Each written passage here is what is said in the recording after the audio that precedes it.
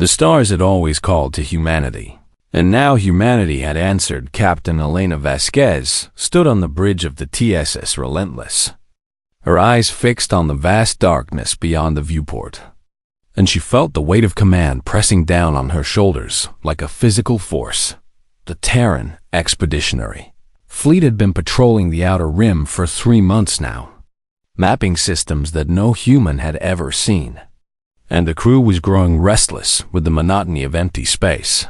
"Captain, we have something strange on the long-range sensors," Lieutenant Park said from his station, his voice carrying a note of uncertainty that made Vasquez turn immediately. She walked over to his console and looked at the readings, and what she saw made her breath catch in her throat. "That is not natural," she said quietly. "No, Captain, it is not," Park agreed. "It appears to be a repeating signal, and the pattern suggests it is artificial in origin." Vasquez felt her heart begin to race, but she kept her face calm and composed, because a captain could never show fear or excitement in front of her crew. "Get me Admiral Chun," she ordered. Admiral Chun Wei was the commander of the entire fleet, a veteran of 30 years in the Terran Navy, and he had seen more of space than almost any human alive when his face appeared on the screen. Vasquez could see that he had been sleeping, but his eyes sharpened immediately when she explained what they had found. "Patch the signal through to all senior staff," Chun commanded. "I want everyone in the war room in 10 minutes. The war room of the Relentless was a circular chamber at the heart of the ship, surrounded by screens that could display any information. The fleet possessed 12 officers gathered around the central table, and they all listened in silence as the signal played through the speakers. It was unlike anything any of them had ever heard. The sound rose and fell in patterns that seemed almost musical. But beneath the strange tones, there was something unmistakably desperate, something that needed no translation to understand. "It is a distress call," Dr. Lena Okonkwo said, and everyone looked at her because she was the fleet's chief xenobiologist and had spent her entire career preparing for a moment like this. "How can you be certain?" Commander Yusuf Rahman asked, his voice skeptical as always. "Listen to the repetition," Okonkwo explained, "and look at these mathematical markers embedded in the transmission. They are using prime numbers and basic geometric ratios, which are the universal language of any intelligent species." Admiral Chun leaned forward, his weathered face illuminated by the glow of the screens, and Vasquez could see him calculating risks and possibilities in his mind. "Where is it coming from?" he asked.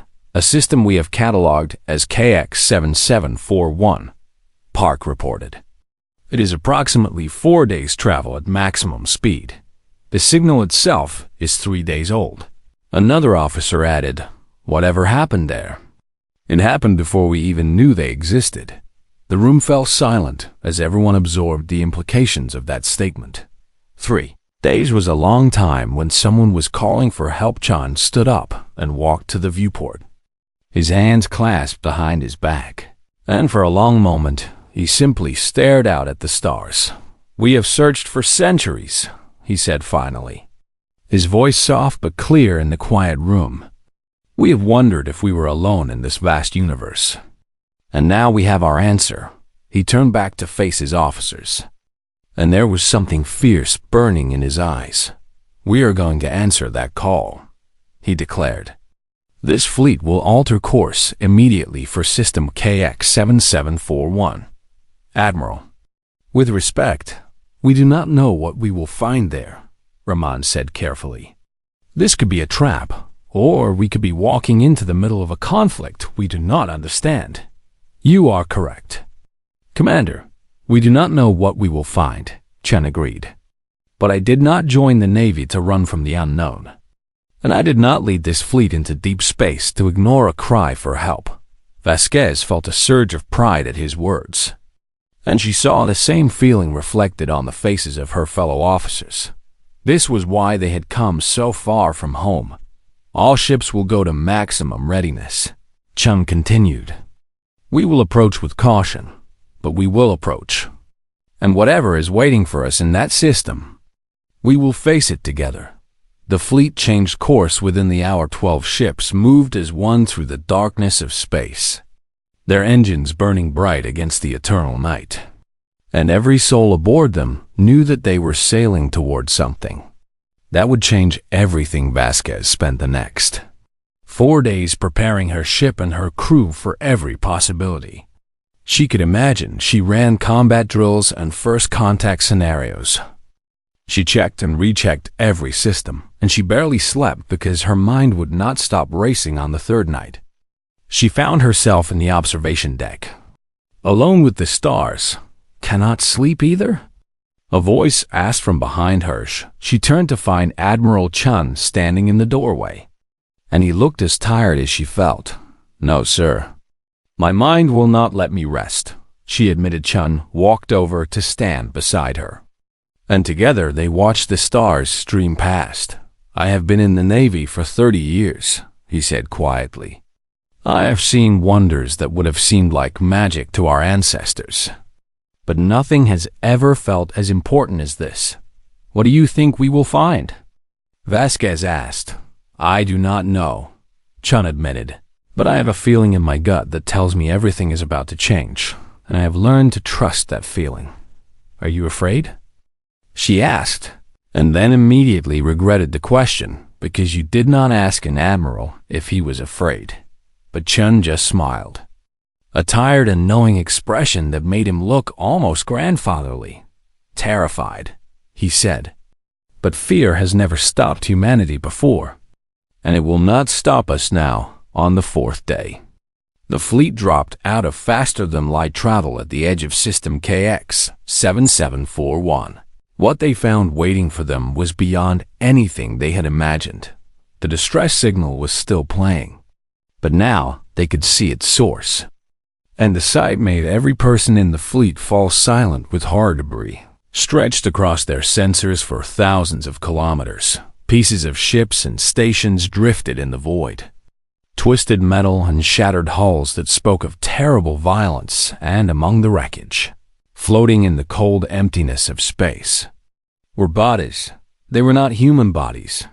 My God, someone whispered on the bridge of the relentless. Vasquez gripped the railing in front of her so hard that her knuckles turned white, and she forced herself to keep looking at the destruction before them. Admiral, she said, her voice steady despite the horror she felt. What happened here? Chun's face had gone pale, but his voice was firm when he answered. That is what we are going to find out, he said. All ships, moving carefully, and may whatever gods exist have mercy on whoever did this, because we will not. The Terran fleet moved forward into the graveyard of an alien civilization, and the war that would shake the galaxy had already begun. The debris field seemed to go on forever. Captain Vasquez ordered the Relentless to move slowly through the wreckage, and every sensor on the ship was working at maximum capacity to map the destruction around them. What they found made her stomach turn.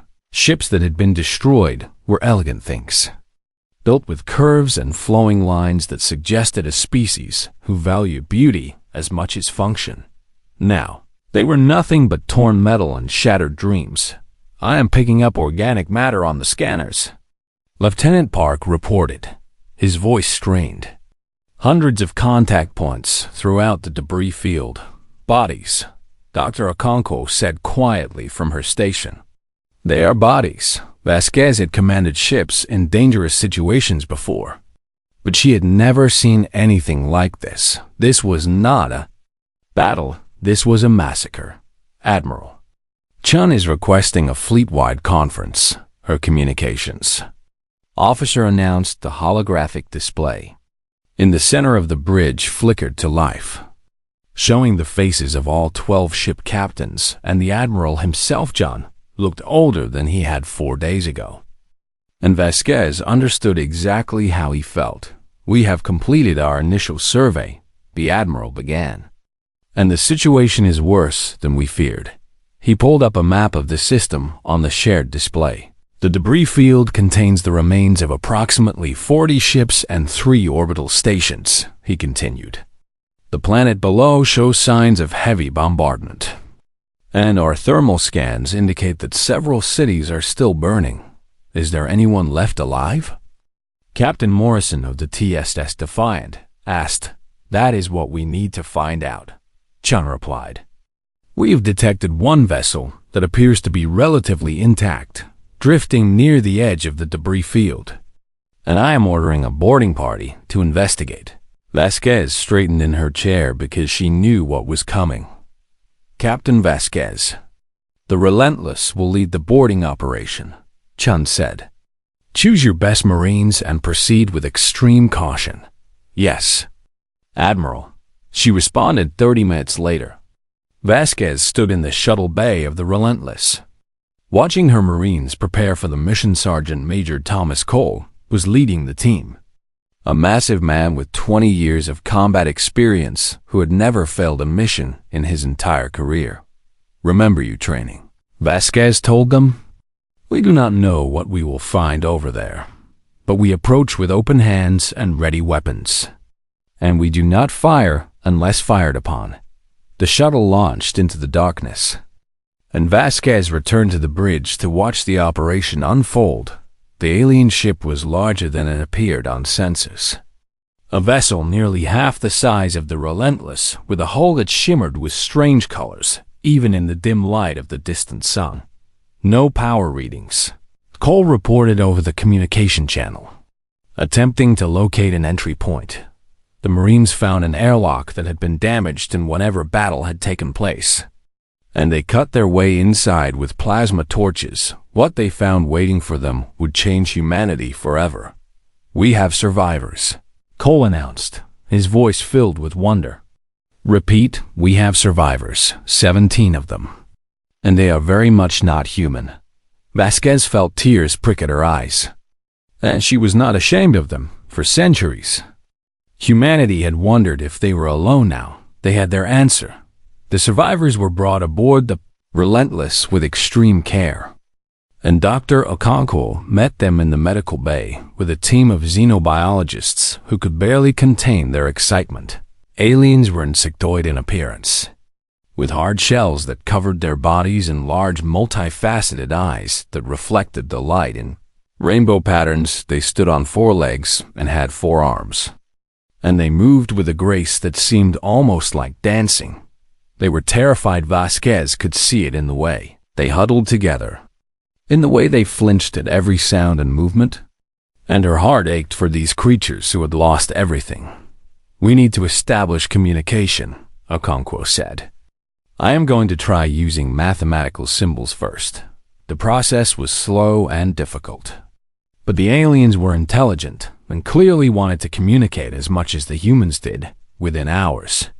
The translation algorithms were beginning to work, and broken conversations became possible.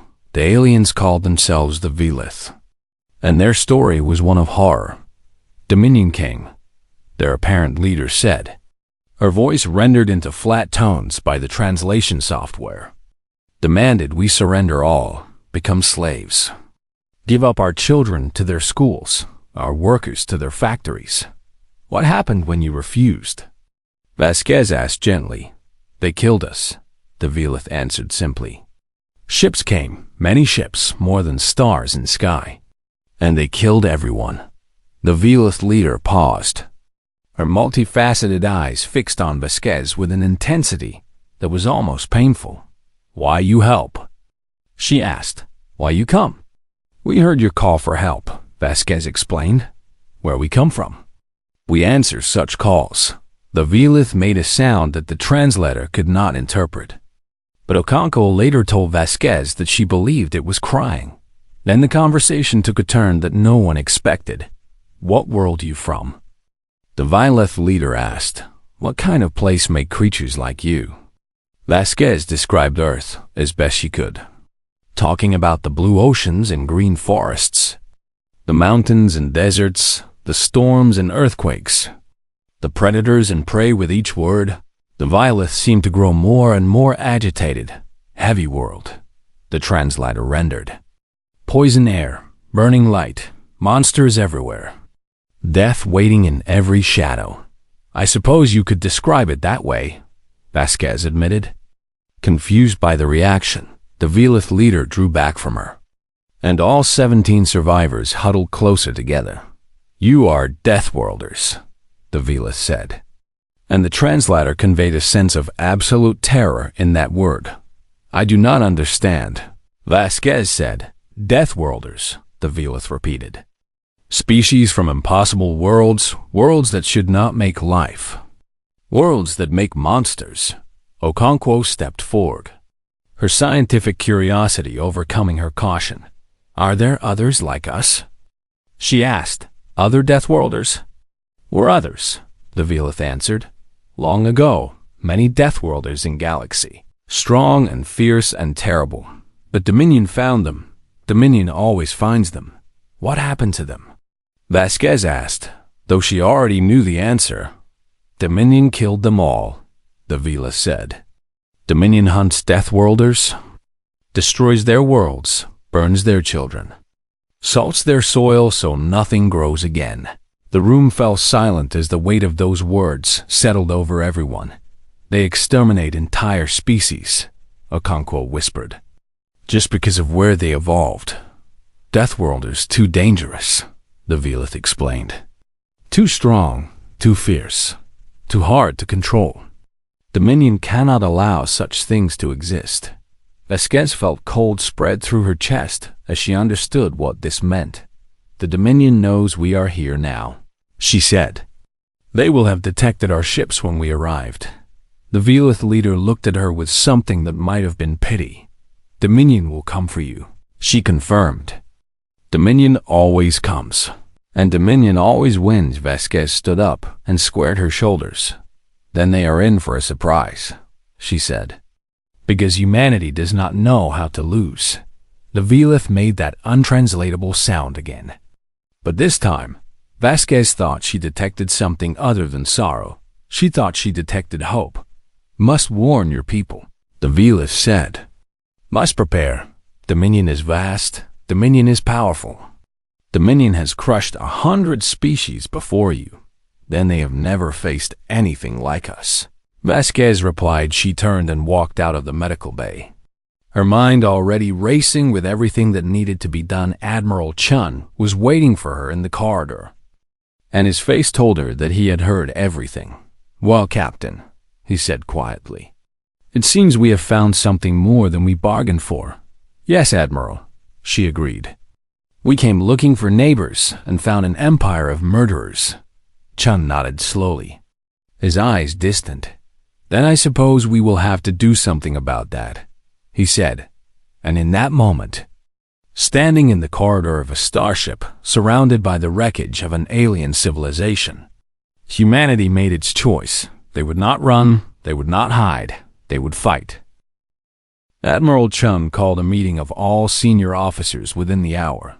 The war room of the Relentless had never felt so small, and the weight of the decision they faced pressed down on everyone like a physical force. You have all been briefed on what the Velith have told us, Chun began, his voice heavy with the burden of command. We now know that we face an enemy that has destroyed entire civilizations, an empire that views our very existence as a threat to be eliminated. He paused and looked around at the faces of his officers. I need to hear your thoughts before I make my decision. Commander Yusuf Rahman spoke first, as he always did when caution was required. Admiral, with the greatest respect, we must consider retreat, he said.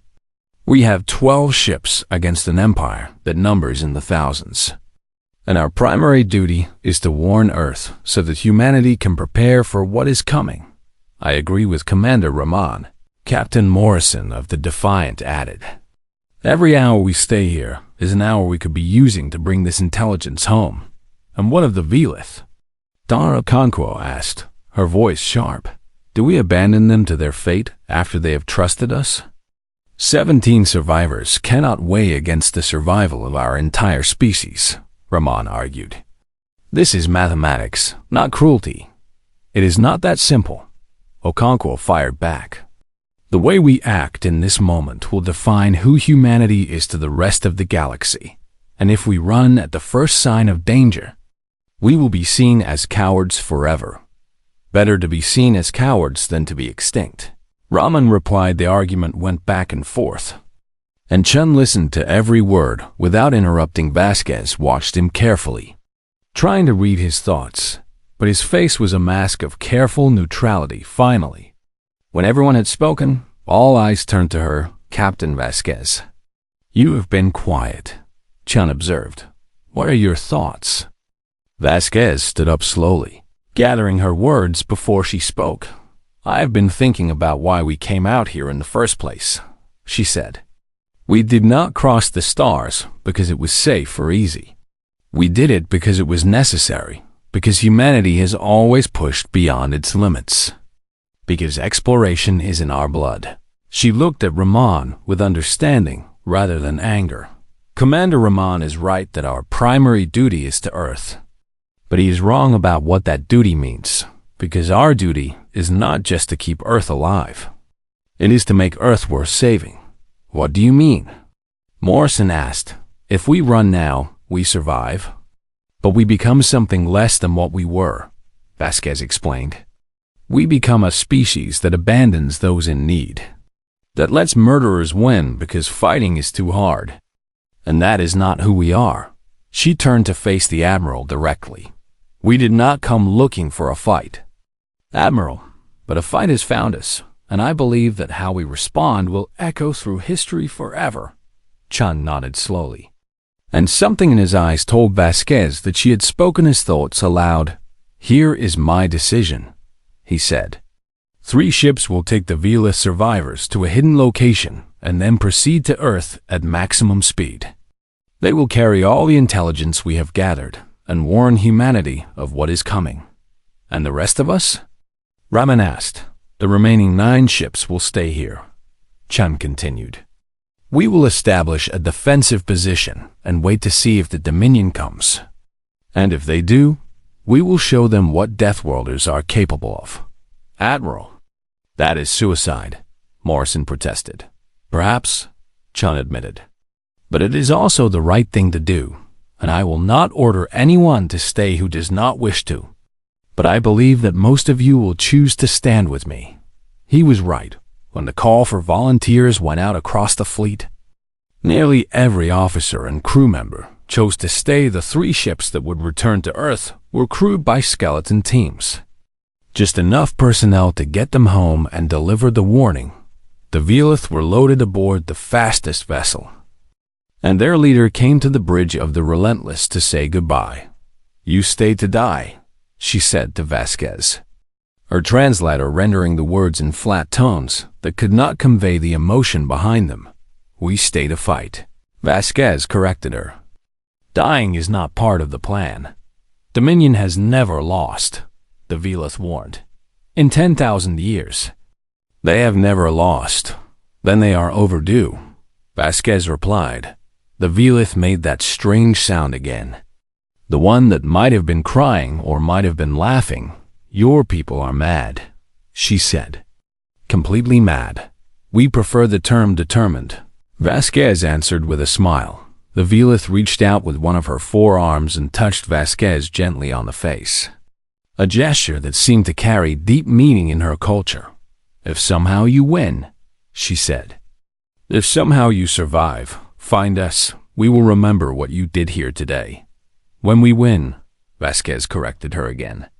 Not if. The rescue ships departed, carrying their precious cargo of survivors and intelligence toward distant Earth. The 9 remaining ships of the Terran Expeditionary Fleet formed up in a defensive formation and waited. Chun broadcast a message on all frequencies, aimed at the darkness of space and whatever enemies might be listening. This is Admiral Chun Wei of the Terran Expeditionary Fleet. We have answered a distress call from the Velith people and found evidence of genocide committed by the power known as the Dominion. He paused and took a deep breath before continuing. We are humanity. We come from the 3rd planet of the Sol system, a world you would call a death world. And we have a message for the Dominion. Vasquez felt pride swelling in her chest as she listened. We do not kneel, Chun declared. We do not surrender, we do not abandon those in need. And we do not fear those who murder innocents. If you come for us, we will fight. If you think your numbers will save you, you are wrong, because we are humanity, and we have never learned when to quit. The message ended, and silence fell across the fleet. Now we wait, Chun said quietly. They did not have to wait long. 3 days later, the sensors detected a massive fleet emerging from faster-than-light travel at the edge of the system. Vasquez counted the contacts and felt her blood run cold. 47 ships. Admiral, she reported. They have brought an armada. Then they are taking us seriously, Chen replied. Good. A communication came through from the Dominion fleet, and Chun ordered it displayed on the main screen. The being that appeared was like nothing Vasquez had ever seen. Tall and thin with pale skin and eyes that seemed to hold nothing but contempt. I am High Executor Varath of the Dominion, it announced. You have trespassed in Dominion space and interfered with Dominion business. For this, you will be punished. We responded to a distress call, Chun replied calmly. That is not a crime. It is if the Dominion says it is, Varath sneered. Your species has been identified as Deathworld in origin, which makes you a threat to galactic peace and stability. You have 2 options.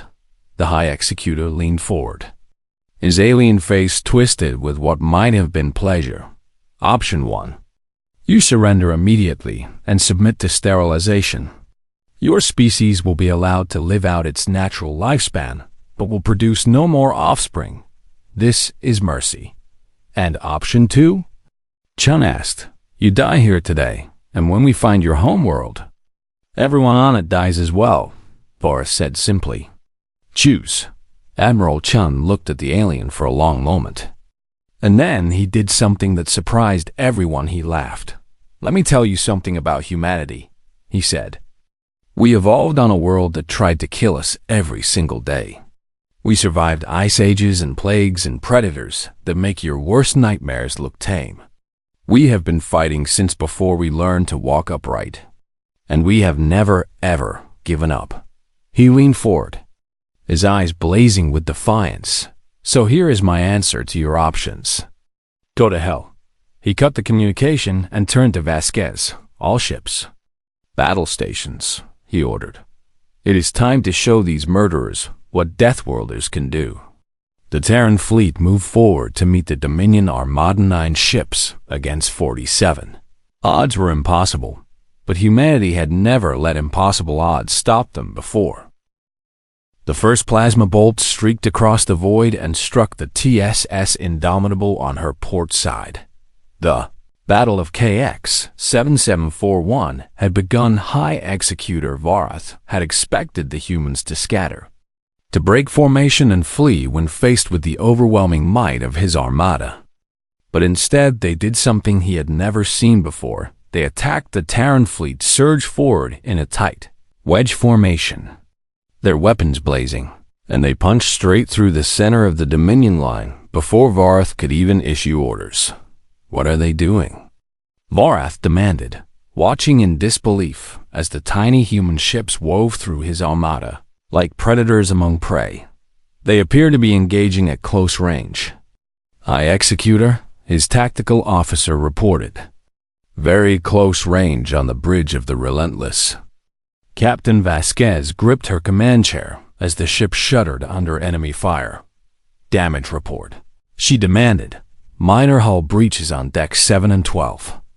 Emergency teams are responding, Lieutenant Park called out. Shields holding at 60%. Target their lead cruiser and fire everything we have. Vasquez ordered. The Relentless unleashed a devastating barrage that tore through the Dominion cruiser's shields and ripped open its hull.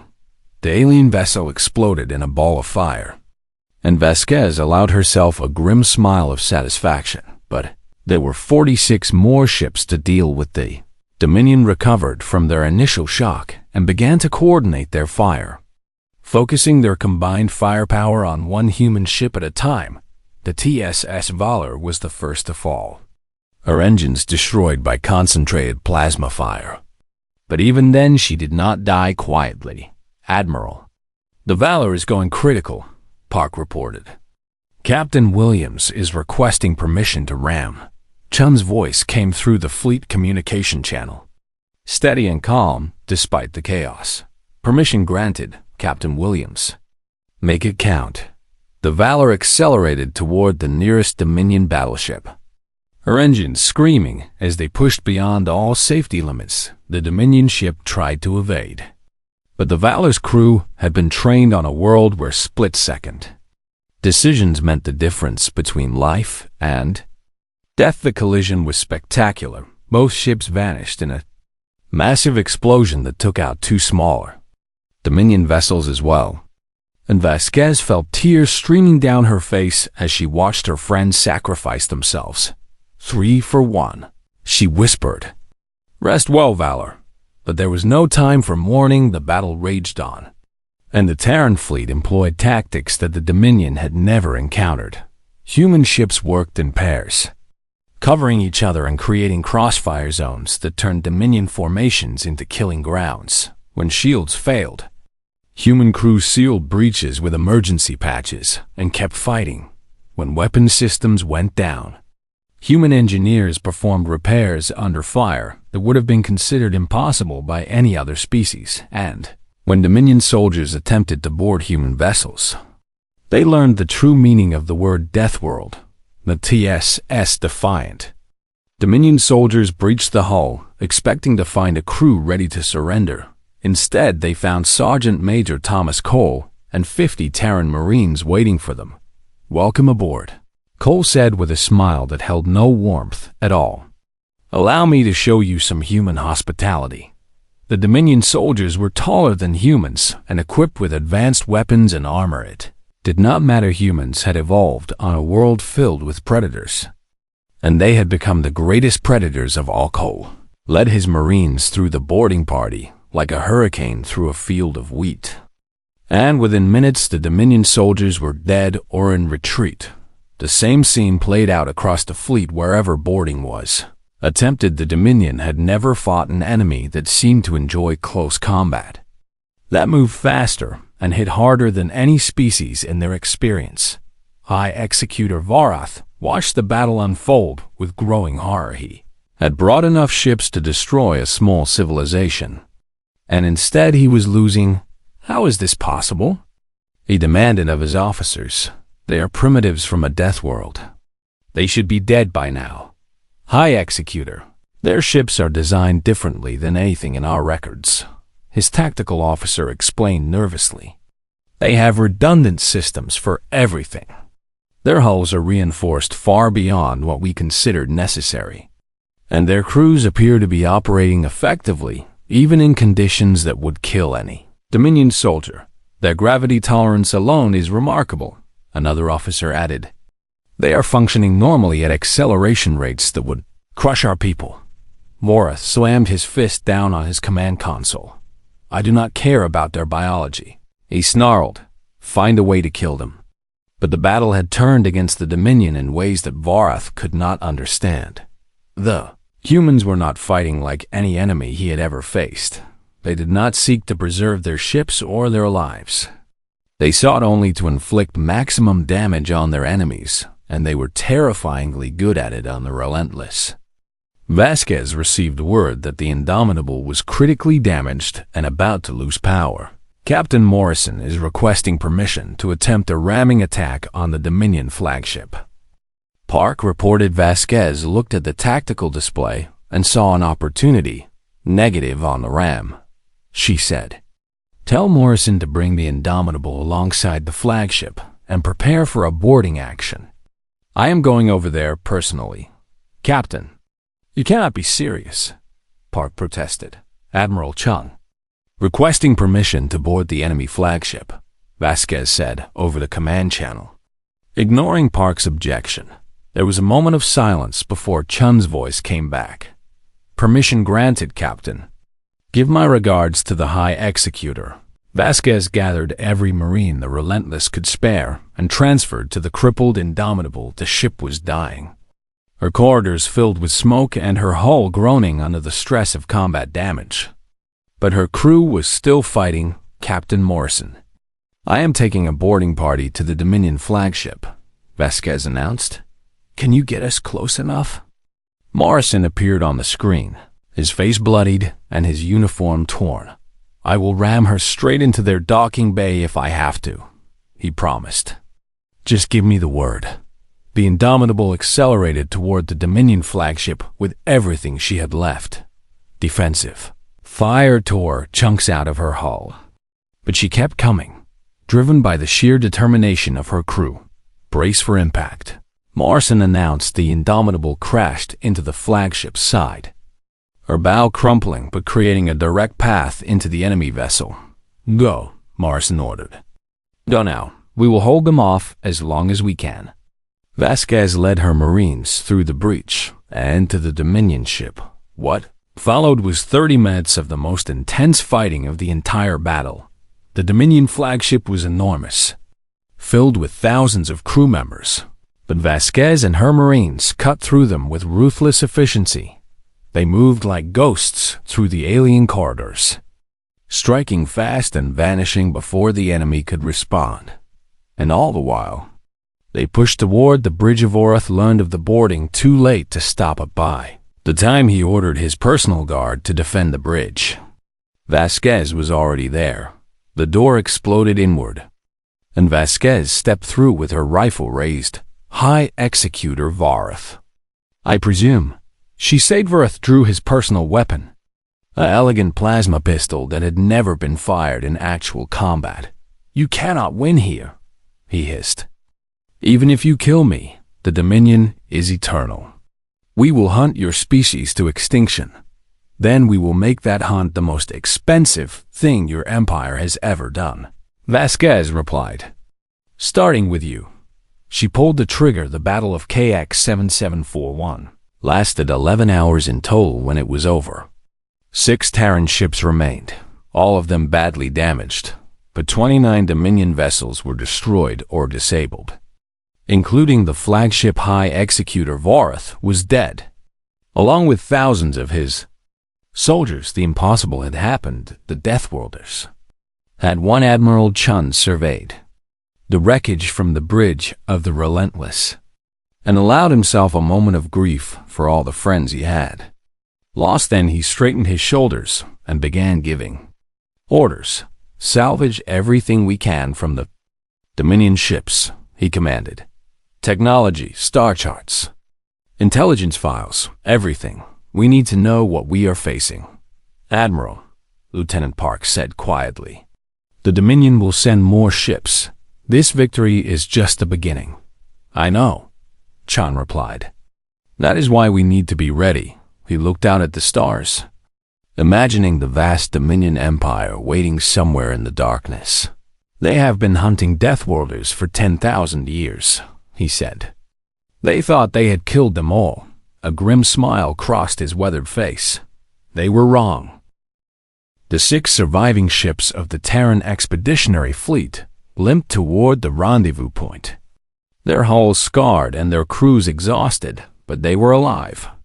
And they carried something more valuable than their own lives. They carried hope. Captain Elena Vasquez stood on the bridge of the Relentless and watched the stars drift past, her mind still processing everything that had happened 3 days ago. Humanity had been a curious species, exploring the cosmos in search of neighbors. Now, they were warriors who had defeated an ancient empire in battle. And nothing would ever be the same. Captain, we have established contact with the ships we sent to Earth, Lieutenant Park reported. They arrived safely, and the warning has been delivered. What is the response? Vasquez asked. Park hesitated before answering, and Vasquez could see the emotion in his eyes. Earth has gone to full mobilization. Captain, every nation has agreed to contribute to a unified defense force, and recruitment centers are overwhelmed with volunteers. Vasquez felt something tighten in her chest. She had hoped that Earth would take the threat seriously, but she had not dared to believe that humanity would unite so quickly. "There is something else," Park continued. "The Velith survivors have been broadcasting everything they witnessed here, and the transmissions have been picked up by other species throughout the region." "Other species?" Vasquez repeated, suddenly alert. "Apparently the Dominion controls dozens of star systems, each populated by conquered peoples who were forced to submit," Park explained. "The Velith say that many of these species have been waiting for any sign that the Dominion can be beaten." He looked up at her with wonder in his eyes. "Captain, they say that hope is spreading across the galaxy. That species, who have been slaves for generations, are starting to whisper about resistance." Vasquez sat back in her chair and let that information wash over her. They had come out here looking for first contact, and instead they had started a revolution. Admiral Chun called a fleet-wide meeting to discuss their next steps, and his face was grave when he appeared on the command screen. "We have won a battle, but we have not won the war," he reminded them. "The Dominion has resources and numbers that dwarf anything we can currently field, and they will not take this defeat lightly." "What are our orders, Admiral?" Captain Morrison asked from the surviving Defiant. "We continue to the rendezvous point, where we will transfer our wounded and our intelligence to a ship bound for Earth," Chun replied. "Then we begin the real work." He pulled up a star chart captured from the Dominion flagship, showing dozens of systems marked with the Empire's symbol. "The Dominion thinks they can intimidate humanity by threatening our homeworld, but they have made a critical miscalculation," Chun continued. "They believe we will hide behind Earth's defenses and wait for them to come to us." "Of course they believe we will hide behind Earth's defenses and wait for them to hide Earth's defenses and wait for them to come to us." A cold smile crossed his face. "We are not going to do that. We are going to take the fight to them." Vasquez felt a surge of fierce pride at his words. "We have the star charts now. We know where their shipyards are, where their command centers are located, where their supply lines run," Chun explained. "And more importantly, we know where the species they have conquered are waiting for liberation." "Admiral, our fleet is in no condition for offensive operations," Morrison pointed out. "Not yet," Chun agreed. "But Earth is mobilizing, and within months we will have reinforcements. In the meantime, our job is to gather intelligence, make contact with potential allies, and prepare the battlefield." He looked directly into the camera, addressing every person in the fleet. "What we did here at KX-7741 will be remembered forever," he said. "We stood against impossible odds and refused to break. And that example will inspire not just humanity, but every oppressed species in the galaxy. But the real war is just beginning. And I will not lie to you about what is coming. The Dominion will send more fleets. They will attack Earth. They will try to exterminate our species, just as they have exterminated so many others." His voice hardened with determination. "They will fail, because they do not understand what we are. They think Deathworlders are a threat to be eliminated, but we are not a threat. We are a promise that tyranny will always be opposed, that the strong will always protect the weak, that hope will never die no matter how dark the night becomes." The communication ended, and Vasquez sat in silence for a long moment. Then she began issuing orders to her crew, preparing them for the long journey ahead. 3 weeks later, Admiral Chun addressed the United Nations Assembly via quantum link from deep space. The assembly hall was packed with representatives from every nation on Earth, and billions more watched the broadcast on screens around the world. Vasquez watched the address from the bridge of the Relentless. Surrounded by her crew, people of Earth, Chun began, his voice carrying across the light years with crystal clarity. 3 months ago, we set out to explore the unknown, and what we found has changed everything. He told them about the Velith and their destruction, about the Dominion and their empire of genocide, about the battle and the impossible victory. We went looking for neighbors and found a graveyard, he said. An empire that has exterminated hundreds of species decided we were next. He paused, and when he spoke again, his voice was hard as steel. They were wrong. The assembly hall erupted in applause, and Chun waited for it to die down before continuing. The Dominion has ruled through fear for 10,000 years. They have crushed every species that dared to resist them, and they believed they could do the same to us. But we are not like the others. We are Deathworlders, born on a world that tried to kill us every day of our existence. And we did not merely survive, we thrived. He leaned forward, his eyes blazing with conviction. We are not victims. We are not supplicants. We are the monsters their children will fear in the dark. And we are coming for them. The applause this time was deafening, a roar of defiance that seemed to shake the walls of the assembly hall. Today I am calling for the formation of a unified Terran government, Chun announced. Not to replace our nations, but to speak for humanity with one voice when dealing with the galaxy beyond. And I am calling for the largest military buildup in human history. Because we will need every ship, every soldier, every resource we have to face what is coming. His voice softened slightly, taking on a note of compassion. But I want to be clear about something. We are not fighting this war out of hatred. We are fighting because it is right. Throughout the galaxy, there are species who have lived under the Dominion's boot for generations, who have forgotten what freedom feels like. And we are going to remind them, because that is what humanity does. We fight for those who cannot fight for themselves. We stand up to bullies no matter how powerful they are. And we never, ever give up. He straightened to his full height, and Vasquez could see the fire in his eyes even across the vast distance. So let the Dominion come. Let them bring their fleets and their armies. Let them throw everything they have at us. We will be waiting, and we will show them what Deathworlders can do. The broadcast ended, and across Earth, humanity began to prepare for war. The Terran Unified Government was ratified within a week, with Chun promoted to Supreme Commander of all military forces. Factories retooled for warship production. Academies expanded to train new officers. And scientists worked around the clock to reverse engineer Dominion technology. But perhaps more importantly, something changed in the human spirit for centuries.